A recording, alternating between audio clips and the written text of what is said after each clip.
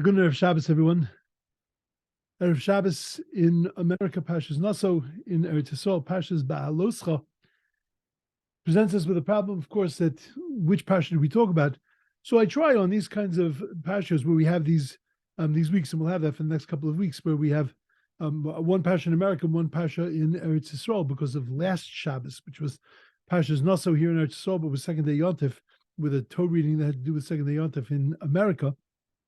So I try to pick something that sort of touches both parshas. We know the pasuk says that Yismach Leiv Mevakshe Hashem, that those that are Mevakshe Hashem, those that desire God, that seek God, Yismach Leiv, that brings absolute happiness, because the Chavetz Chaim learns that really the primary service of a person is to be a mevakesh, is to be somebody who desires, somebody who seeks, somebody who's looking for the Ribono Shel Olam. It's not always about the success that you achieve, but it's about the desire, about the Yismach Leiv, whose heart is going to be happy, the mevakshe Hashem, the people that are mevakesh, that seek and desire and are looking for and are hunting for, to be able to find that closeness and connection to HaKadosh Baruch Hu. You know, in this world, almost doesn't count. Except, of course, my father used to teach me that there were two places where almost counts, and that's in horseshoes and in government work. But short of that, it doesn't count. Except for when it comes to ruchnius, when it comes to spirituality. When it comes to spirituality, almost counts.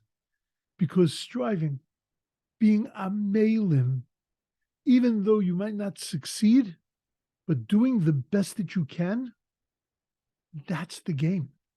That's what we're in this for. It is not just to do, but to be a mevakesh, to be somebody who's seeking. In America, the parsha is going to end with the Chanukas nesiim, with the gifts that are given by the nesiim, by the princes. For us here in Eretz Yisrael, that was last week. It ended with the Chanukas nesiim. This week, the parsha begins Bhaaloscha Neros. It begins with a command to light the Neros. And Chazal asked the question, what's the flow between the two parshas? Ending with the Chanukas nesiim, and then talking about Aaron lighting the menorah and being given that mandate and job to light the menorah. So rabbis tell us that Aaron was depressed, was saddened, because his tribe wasn't involved in the Chanukas nesiim, in the different gifts that were given by the nesiim, by the princes of the tribes. And he felt left out, and he felt missing, lacking something. And it bothered him tremendously.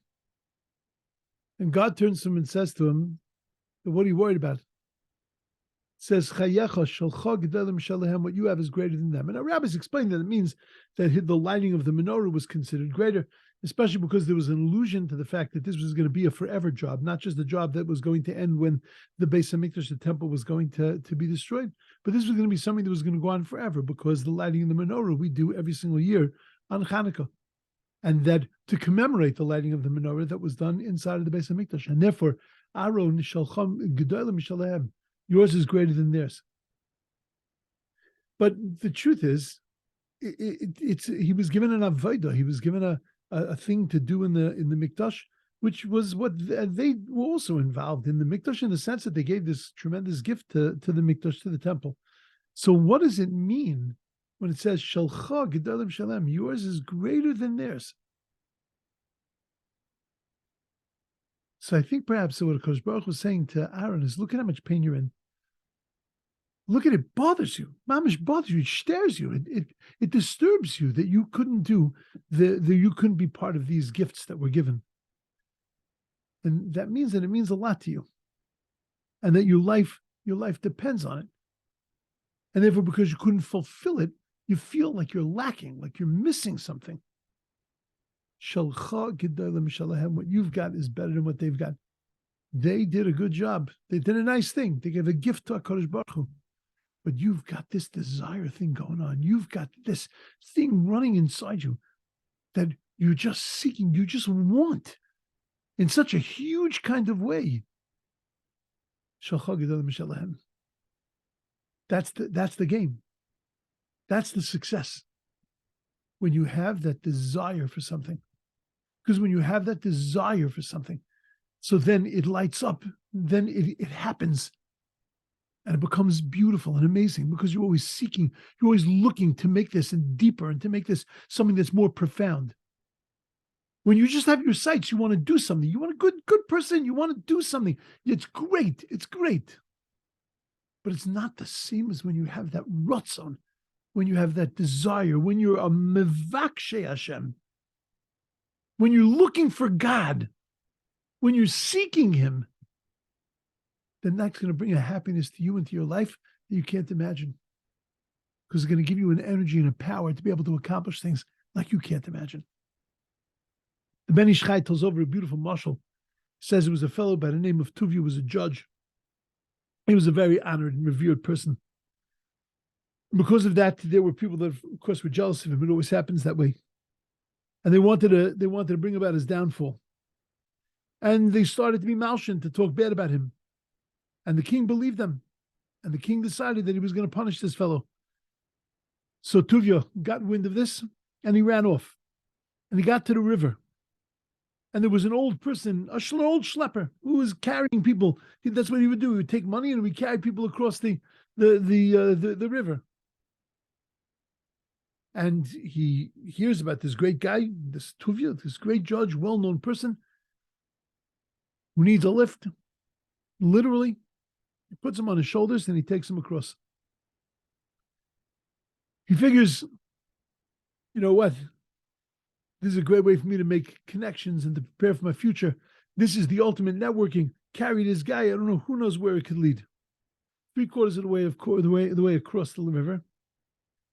This Tuvia sighs, and he says, if Hashem is kind and makes me a judge again, then before he can finish the sentence, the guy who's schlepping him says to him, wait a second. You're not a judge? So he tells him the whole story. He says, well, I am a judge, but they were malshin on me. They said bad things about me, and therefore I'm escaping. And all of a sudden, the guy buckles, and Tuvia ends up in the water. And he says to him, when you return back to your position, let me know. I'll take you out of the water. What happened? He was able to carry him 3/4 of the way across, and then all of a sudden, the guy became too heavy for him. All of a sudden, Tuvia became a burden, and he couldn't carry him, and he got dumped into the water. So the fellow said, because when I thought about the honor that I was going to get, then you weren't heavy. When I had a desire to carry you across because I was going to get something from it, because I was looking for something, and I thought that I had found it, you weren't heavy. There was no weight. But then when I realized that there was nothing to this, it was just schlepping a guy across the river, you became too heavy for me to carry. When you desire something immensely, when you're really looking for something, when you have that real ratzon, then you don't feel the hardships. You don't feel the burden. All you feel is the joy of doing what your heart desires. And that's what we learned from Ahrons versus the nesiim. The nesiim were doers, but they didn't have that same ratzon. Ahrons was burning with desire. And he was incredibly successful.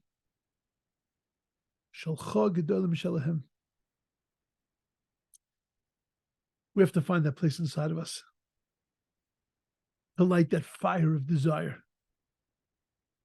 That the ratzon to do mitzvahs, the ratzon to be a good person, the ratzon to be a successful Jew, that's got to be burning deep inside of us. Because that's the way we're going to achieve happiness in our lives. Yismach leiv mevakesh Hashem. If we're a real mevakesh, what comes out? Pure simcha. Have a beautiful, amazing, and awesome Shabbos.